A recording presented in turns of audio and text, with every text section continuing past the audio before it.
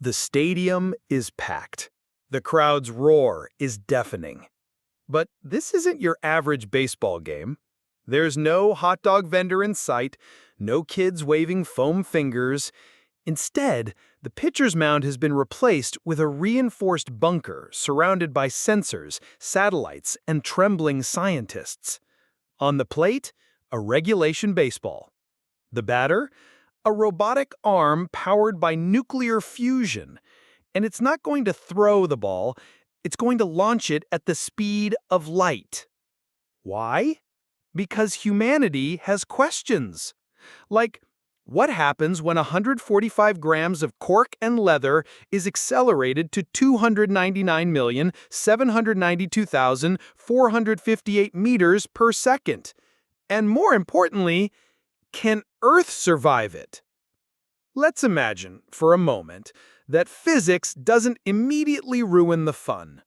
We're suspending a few pesky facts, like the infinite energy required to accelerate mass to light speed, and the whole time slows down thing. Just this once, reality takes a seat in the bleachers. The instant the baseball is launched, the world changes. Not gradually, instantly. First, the air doesn't have time to get out of the way. At light speed, the baseball doesn't glide through the atmosphere, it punches it, violently. Air molecules are slammed aside with such force that a shockwave rips forward ahead of the ball, compressing the atmosphere into plasma. Temperatures spike to millions of degrees. A fiery tunnel forms in the sky, visible from orbit, glowing like a miniature sun carving a path across the planet. Within the first microsecond, the baseball has already traveled 300 meters, faster than the sound of its own destruction. But it's not just air that's affected. Buildings, trees, birds, anything in the path of this cosmic fastball is vaporized. The ball itself doesn't notice. It has no time to notice. It doesn't even slow down. In under a second, the baseball has crossed entire cities. Skyscrapers collapse in its wake, not from impact, but from the violent gusts of superheated air and seismic tremors that follow. The ground fractures, shockwaves race outward.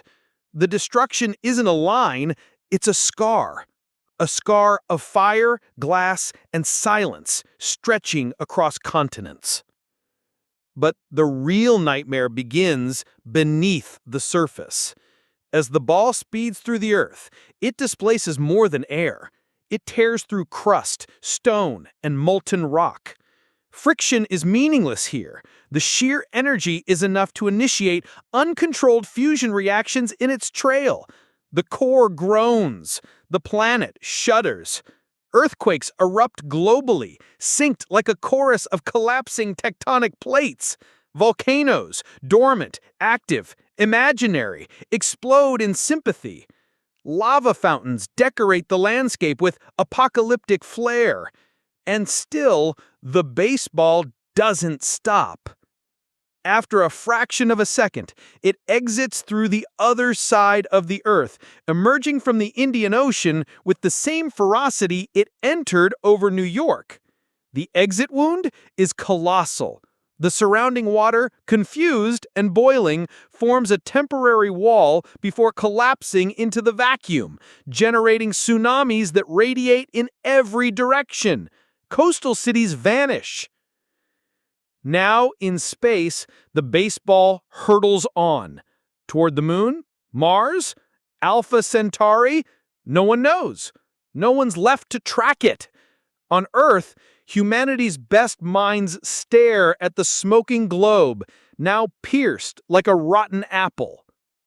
But let's rewind. Before the baseball even left the launcher, the energy required to accelerate it to light speed was already a planet-breaking problem. That energy, equivalent to several trillion nuclear bombs, had to come from somewhere. Maybe it was stored in an underground reactor. Maybe a quantum glitch made it happen. Doesn't matter. The moment that energy was unleashed, the air ignited, the ground cracked, and the surrounding area turned into a glassy crater. The stadium, the scientists, the robotic arm, all gone in the first millisecond. And yet, despite the carnage, it's hard not to be impressed. We took something as innocent as a baseball and turned it into a weapon of unthinkable power, not with poison or explosives, but with speed. Pure, unforgiving speed.